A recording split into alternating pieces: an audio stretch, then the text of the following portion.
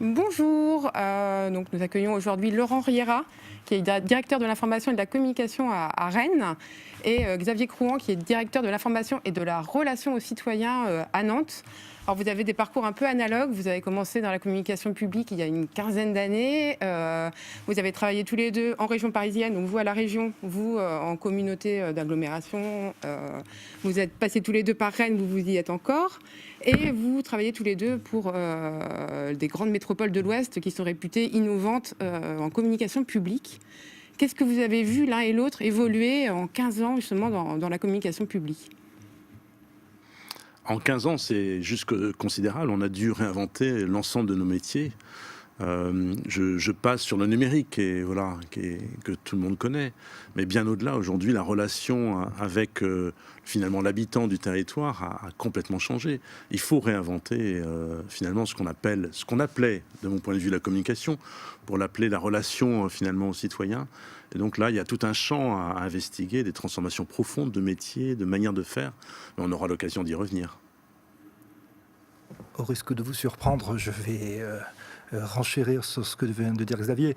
Évidemment, l'émergence de l'habitant, du citoyen dans le dialogue et les politiques publiques. C'est-à-dire que j'imagine ce qu'aurait pu être le programme d'un West Media Lab il y a 15 ans. Il n'aurait absolument rien à voir avec ce qu'on peut voir aujourd'hui.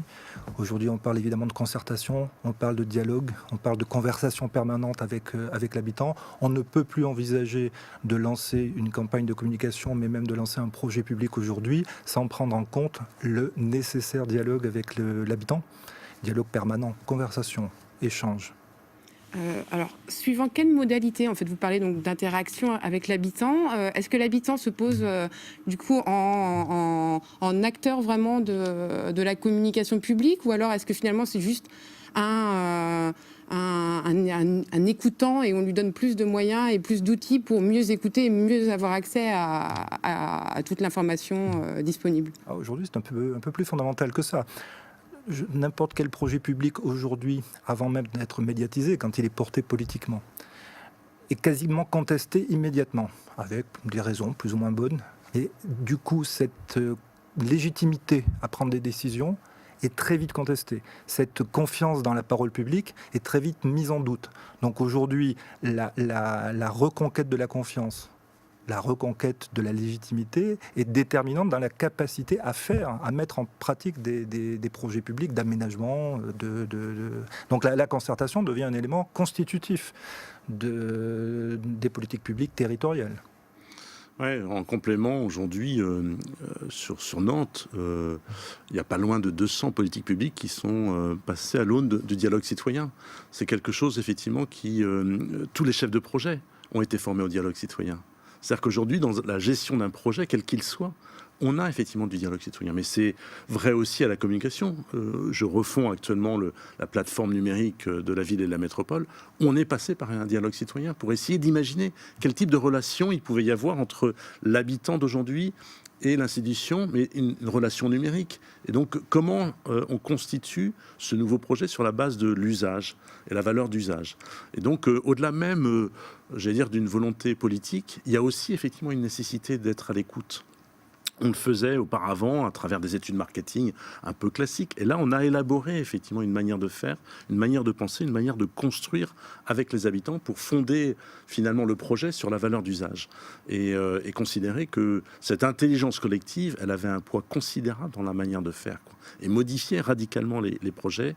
Et on peut penser en chambre, j'allais dire, effectivement, des projets, avoir une vision, avoir des intuitions, mais à un moment donné, il faut effectivement la confronter. Et moi, j'ai en tête, par exemple, un sondage qui avait été réalisé par 20 minutes et qui posait la question: les idées doivent-elles venir des élus ou des habitants ? Et 76% des gens considéraient que les idées doivent venir des habitants. C'est juste considérable. C'est l'inversion de notre système, finalement, démocratique, où auparavant, on était dans un système d'État-providence et qui décidait de tout, pour tout, tout le temps, sur des plans à 10 ans. Aujourd'hui, ça s'est totalement inversé. Et il y a une appétence et une attente aujourd'hui du citoyen. Il y a comme si on avait réveillé la citoyenneté. Et que la citoyenneté, ce n'était pas simplement au moment du vote, mais qu'on avait en fait une citoyenneté à révéler tout au long d'un mandat, et d'être acteur sur son territoire. Alors je me permets justement, pour abonder, de faire référence au budget participatif de la ville de Rennes, 3e édition cette année. 16 000 votants l'année dernière, il faut quand même se rendre compte de ce que ça représente. Des centaines de projets proposés par les habitants et soumis au vote des habitants et qui, depuis 3 ans, sont mis en pratique. Des projets qui vont du plus petit, des cendriers de rue, des bancs, etc., des projets d'aménagement, à des projets beaucoup plus importants de rénovation d'espaces publics. Donc aujourd'hui, non seulement effectivement la parole des habitants doit être entendue dans des projets qui viennent des élus, mais évidemment aujourd'hui, nous nous appuyons sur des projets qui sont portés par les habitants. Du coup, vous parlez de dialogue citoyen l'un et l'autre. Quels sont les outils pour le mettre en œuvre, ce dialogue citoyen? Est-ce que le numérique a favorisé justement les interactivités potentielles entre la collectivité et les habitants? Xavier parlait tout à l'heure de la refonte de ces outils. Nous sommes évidemment aussi en train de refondre ces outils.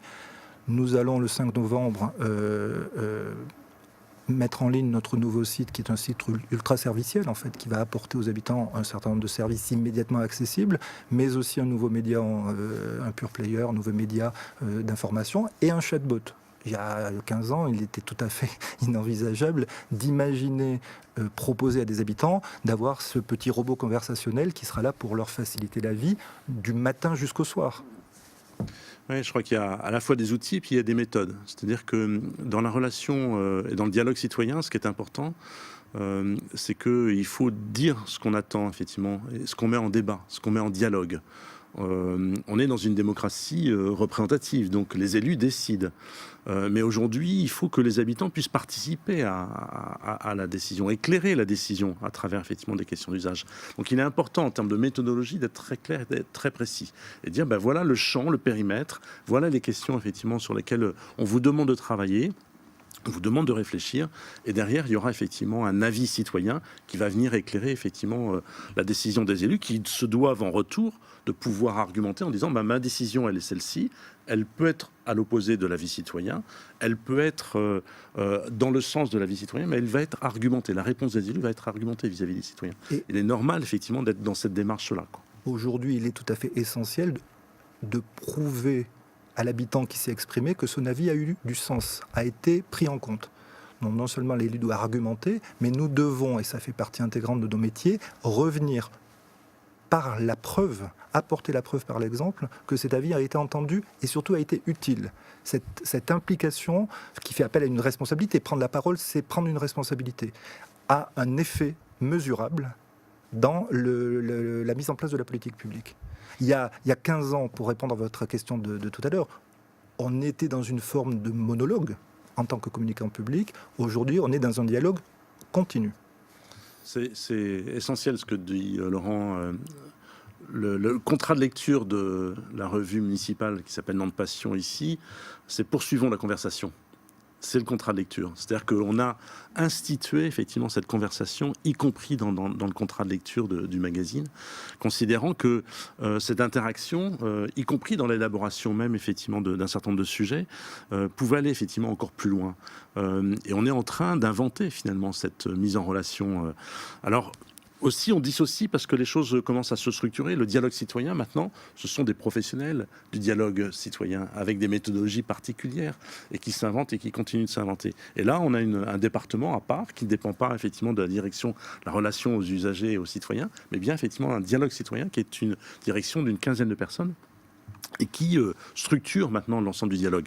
Et du coup, communication et dialogue citoyen, c'est un champ effectivement à inventer. Au départ, c'était effectivement dans une approche un peu commune pour accompagner les grands projets. Et puis progressivement, ça se structure, ça se professionnalise. Et nous, on est là effectivement pour accompagner l'ensemble du dialogue citoyen. Et puis aussi pour permettre le recrutement effectivement des citoyens qui vont participer, améliorer les processus effectivement d'information et de communication.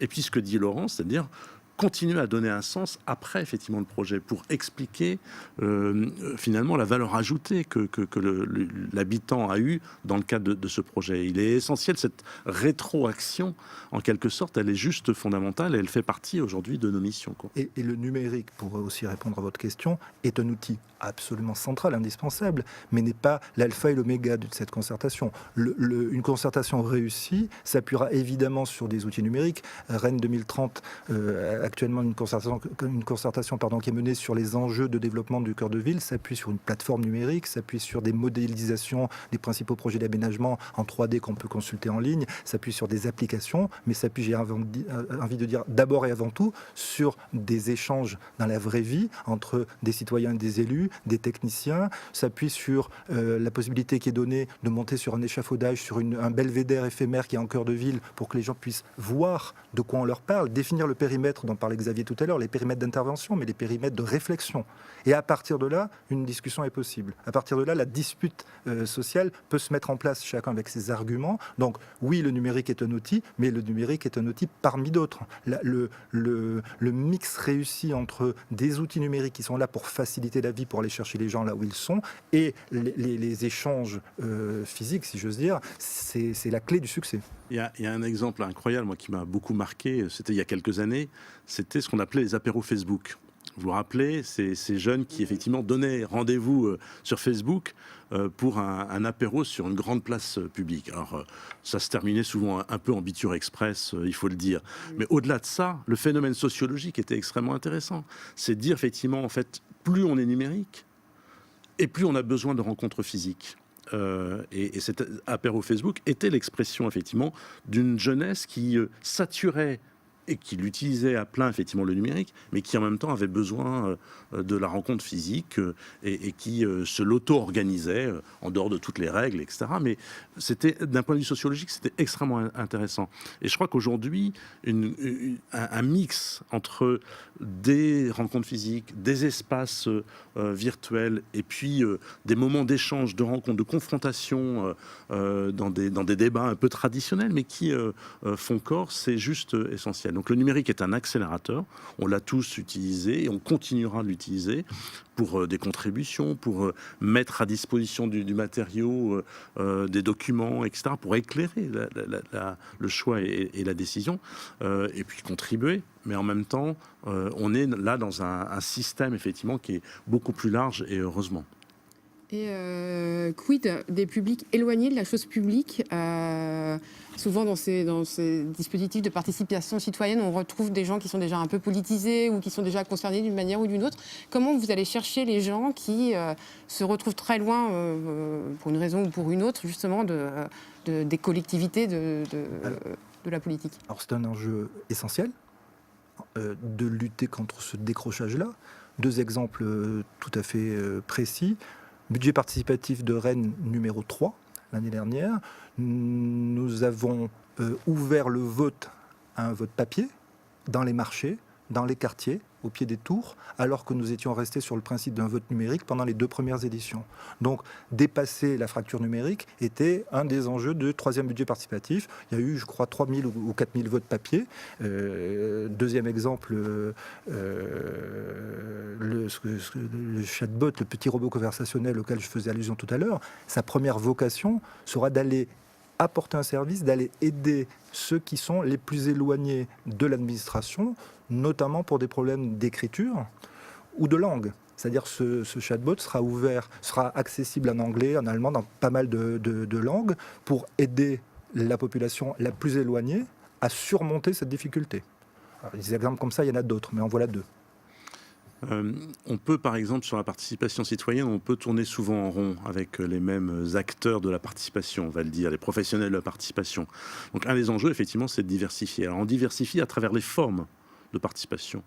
On peut être sur des grands projets, mais on peut être sur des micro-projets de quartier, sur du petit patrimoine, on peut être sur le choix d'un nom pour un lieu, on peut aussi être sur des démarches par tirage au sort sur la liste électorale pour aller effectivement chercher les gens. Et on peut aller vers, et ça c'est un des enjeux pour nous, où on peut se dire qu'on fait tout en centralité, c'est d'aller vers, et donc d'imaginer en fait des dispositifs qui permettent d'aller vers effectivement les gens les plus éloignés, et puis les accompagner, alors soit dans l'approche servicielle, soit dans l'approche participation. Il faut effectivement avoir des dispositifs particuliers. Et pour nous, Laurent, moi, mais dans d'autres collectivités qui menons des participations importantes, c'est à chaque fois un élément effectivement crucial, fondamental, c'est de se dire comment on va aller chercher. C'est une attente et c'est parfois difficile, parfois compliqué, parfois on ne réussit pas, mais en tous les cas, ça fait partie à chaque fois des cibles sur lesquelles on travaille prioritairement parce qu'on sait qu'on va emmener traditionnellement voilà, les personnes qui ont une aisance à la participation, mais les politiques sont extrêmement attentifs et les communicants sont extrêmement attentifs à cette démarche. Et ça participe d'un changement de paradigme, y compris chez les élus. Aujourd'hui, et c'est même la clé de tout. Aujourd'hui, un élu qui s'engage dans ces démarches est un élu qui fait confiance à la population, qui fait confiance à toute la population. Et donc, l'enjeu pour nous d'aller chercher cette parole-là et cette contribution, c'est aussi de dire à l'ensemble de la population, on vous fait confiance. Et ça, on ne se paye pas de mots, réellement. Et la pratique nous montre de plus en plus qu'on a raison. Ce changement de paradigme que vous évoquez, j'imagine que ça a impacté énormément aussi vos métiers, vos organisations. Qu'est-ce qui a changé et quelles sont les nouvelles contraintes liées justement à ces enjeux de participation, de concertation ? Alors pour moi, je portais ce débat-là, y compris sur le plan national, dans différentes instances, considérant que le métier de la communication avait considérablement évolué, qu'il fallait le renommer. Et j'ai proposé à Johanna Roland, qui l'a accepté, que la direction de la communication devienne information et relations citoyens, pour effectivement inverser effectivement la démarche et de se dire comment on se met dans une posture relationnelle, dans une posture conversationnelle avec les usagers. Et ça se porte par la sémantique. Mais au-delà de la sémantique, c'est en fait une véritable stratégie de communication qui a radicalement changé. Et donc ça veut dire que, y compris les chargés de com traditionnels, doivent intégrer cette dynamique effectivement relationnelle. C'est des changements de logiciel, il faut penser différemment.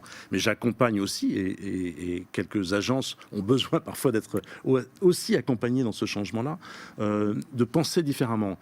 On a plus parfois besoin d'un directeur qui va penser cette mise en relation qu'un directeur artistique. Aujourd'hui, nos attentes et nos besoins sont plus effectivement la mise en scène de cette conversation. Et comment on arrive à mettre en scène cette conversation ?